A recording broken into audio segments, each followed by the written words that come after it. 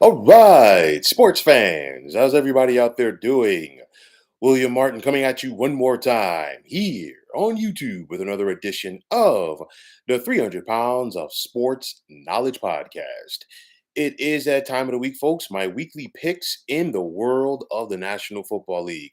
Got it wrong on Thursday night as I picked the Washington Commanders to get back on track courtesy of the previous winless Chicago Bears. Notice I said previously winless. It was the Bears who dominated the action from the word go. Justin Fields looked like a different quarterback. The Bears looked like a different team in general as they got their first win in nearly a year. But with that said, we've got some tremendous contests on tap for tomorrow as well as the Monday night affair. And with that said, here are my picks for week number 5 in this NFL season. Now we're going to start over in London. As for the second week in a row, the Jacksonville Jaguars, who look like they've taken up residency there, are going to be hosting the Buffalo Bills. Last week, Jacksonville got on track against the Atlanta Falcons. This time, they take on a Buffalo Bills team that has looked a lot different since they dropped their opener to begin this season to the New York Jets. Then on top of that, Buffalo, you just go back to last week. I mean, they were clicking on all cylinders as they knocked off the Miami Dolphins at home in an AFC East showdown. And I look at the way that this Bills offense is going right now. And then more importantly, this defense is they're set to get Von Miller back tomorrow. Hasn't played for the Bills since Thanksgiving Day when he had that ACL injury, and now he's back. And of course, if he's back, that's going to add just that much more depth to this Bills defense and what they can do.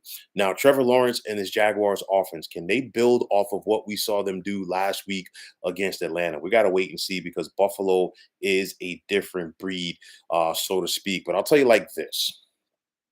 Yes, it's 2 weeks in a row for the Jaguars in London, but like I said, the Bills are looking like a different team right now. And because of that, I'm going to take Buffalo by the score of 27-19. Now, coming back to stateside, you got a battle of 2-2 clubs down in Georgia. You got the 2-2 Houston Texans taking on the 2-2 Atlanta Falcons. And for the Houston Texans, they've been looking like a different team in the last couple of weeks. More importantly, their young quarterback, CJ Stroud, the second overall pick in this past spring's NFL draft, really looks like he's getting his sea legs under him in the National Football League. On the flip side for the Falcons, they're looking to get back on track after, beginning the year 2-0. They've lost their last two. But I'll say this about the Atlanta Falcons and their quarterback, Desmond Ritter. They play much different at home in comparison to the road. And I think the big thing for Atlanta, what they have to do, they've got to get back to running the football effectively, which is something that they have not been doing in the last couple of weeks. This is going to be a back and forth, nip and tuck affair throughout. But when it's all said and done, I'm going to give Atlanta the slight edge at home by the score of 24-23. Now you're going to have the 3-1 Detroit Lions hosting the winless Carolina Panthers.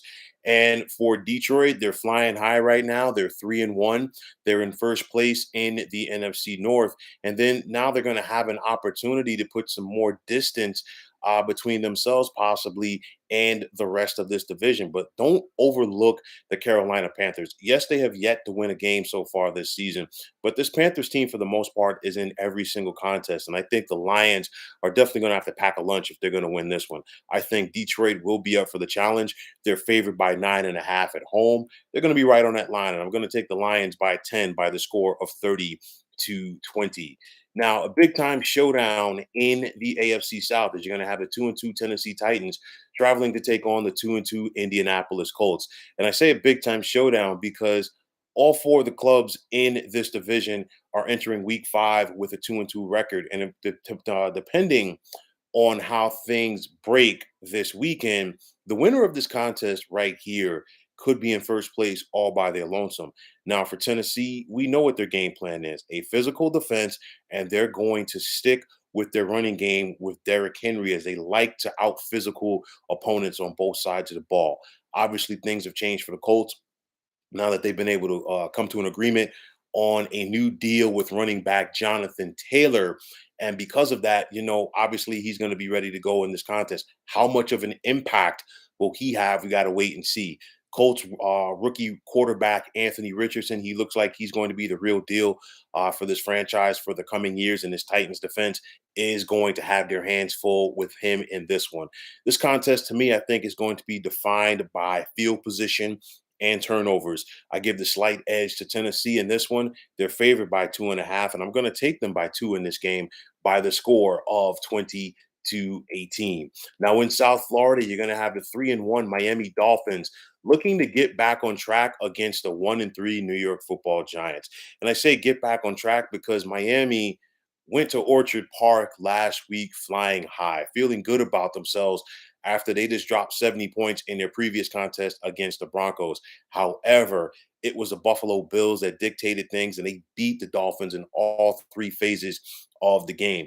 For Miami, what do they have to do? They've got to get back on track with that fast and explosive offense. And I think you're going to see crisp, fast passes tomorrow from Dolphins quarterback Tua Tagovailoa to his bevy of receivers, which includes Tyreek Hill and Jalen Waddle.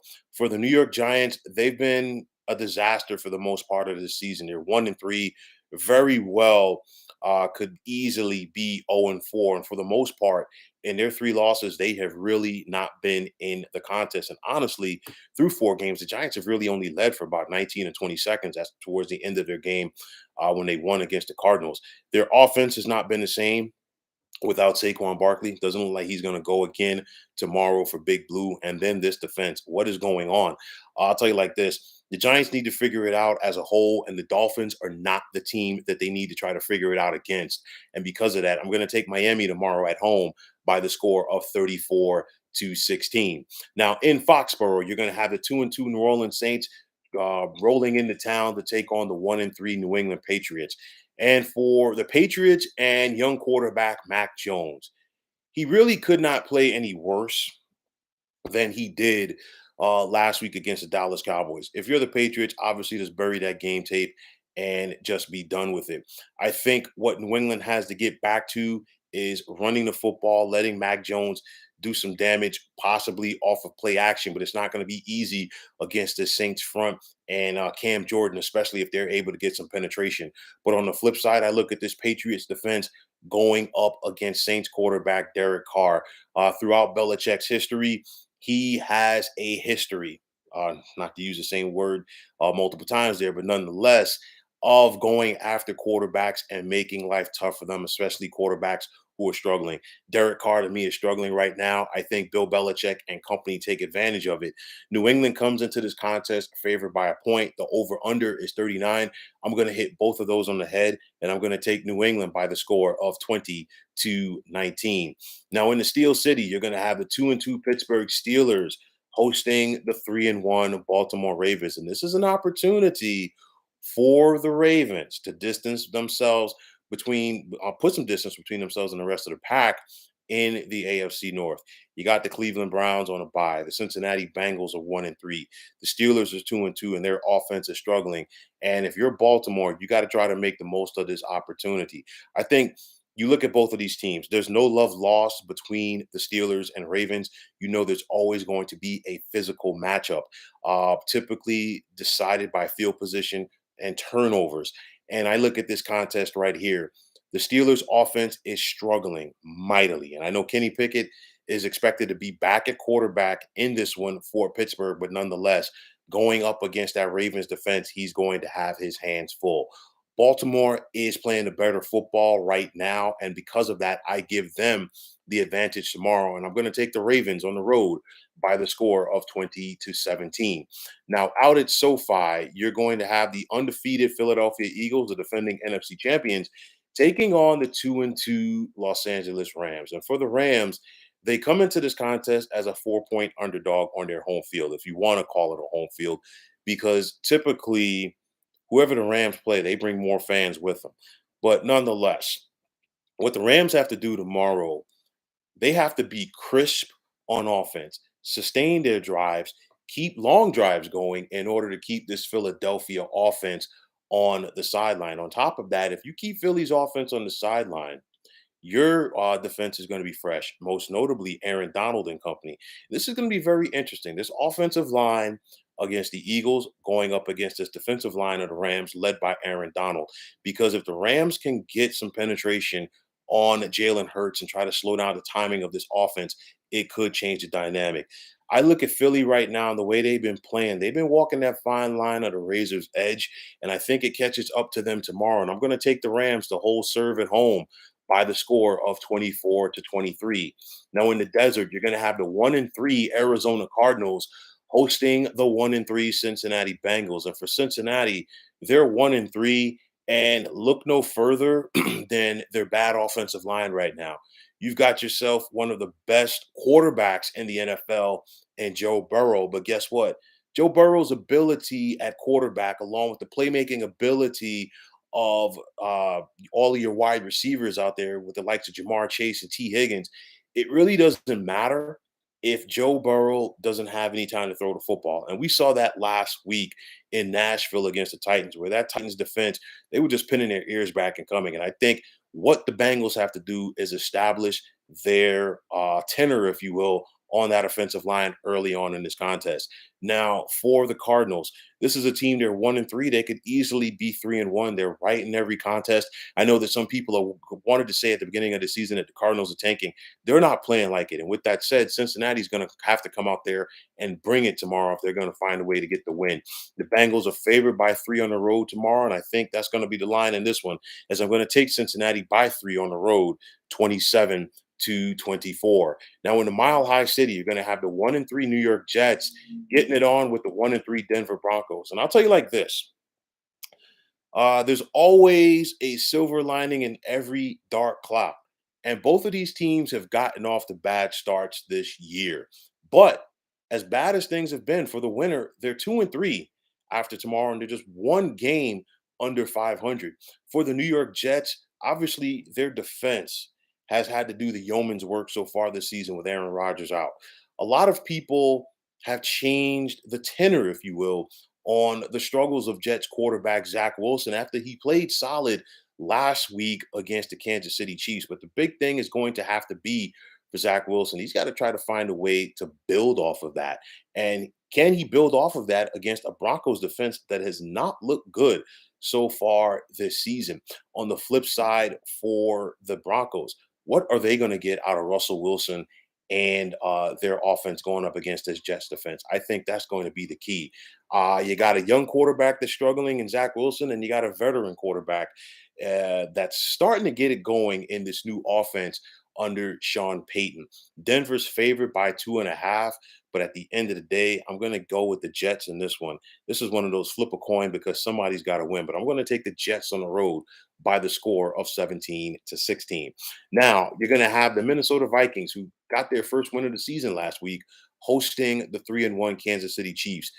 Minnesota comes into this contest as a 3.5 point underdog at home. And I think for the Vikings to change that narrative, they've got to go out there and they've got to start strong. You look at Minnesota this so far this season. This offense has been plagued by turnovers.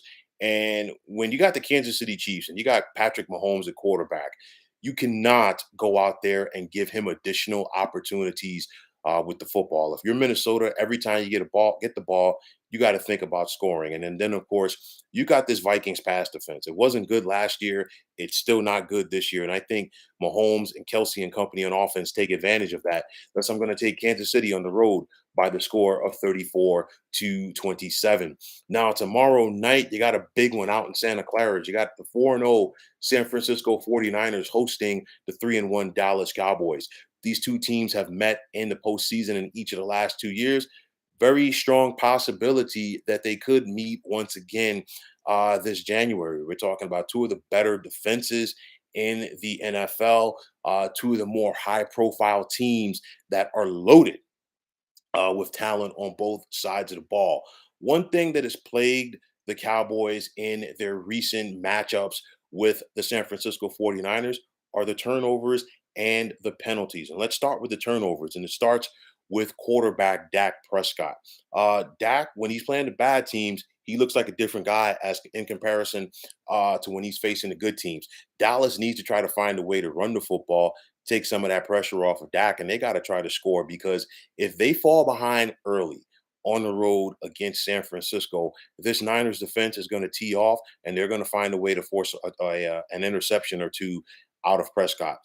This Cowboys defense, they've got to win first down. They've got to keep the San Francisco offense behind the chains, make Brock Purdy a passer, make him have to beat you with his arm consistently, as opposed to playing off of the play action and utilizing that strong running game. But at the end of the day, too much talent for the 49ers on both sides of the ball. And when it's all said and done, I'm going to give San Francisco the 24-19 edge at home. And then finally, on Monday night, you got the 2-2 Green Bay Packers traveling to take on the 1-3 Las Vegas Raiders. And for the Packers, they get to face an old friend on Monday night in Devontae Adams. Of course, he put up some tremendous numbers catching the football from Aaron Rodgers from all of those years during his time with the Packers. But you look at this Raiders team right now, not a good football team, not a lot of good things going on for them. The Packers, they're looking to get back on track, and I think they want to try to go out there and establish things on offense with Jordan Love. But then on top of that, I give the edge to this Packers defense going up against this Raiders offense and quarterback Jimmy Garoppolo. Jimmy has been a turnover prone guy so far this season for the Raiders. I think this Green Bay defense takes advantage of that. And because of that, I'm going to take the Pack on the road on Monday night by the score of 27-17. So, folks, those are my picks for week number 5 in this NFL season. And as always, I want to take the time out to thank you for tuning into the 300 Pounds of Sports Knowledge podcast here on YouTube. I want to take this time out to thank all of you fine folks out there for tuning in. And if you have not already, please feel free to subscribe to this channel. Now, if you're on the X, formerly known as Twitter, please feel free to follow me at 300 Pounds of Sports. And like I always say, if you follow me, it'll be my pleasure to follow you right back. There's also the sports discussion group on Facebook at the Sports Depot 365. Now you can check it out, drop a line, and be a part of one of the better sports debating sites going on social media. So once again, fine folks, my name is William Martin, and I am signing off. And I'm saying take care and have yourselves a wonderful day.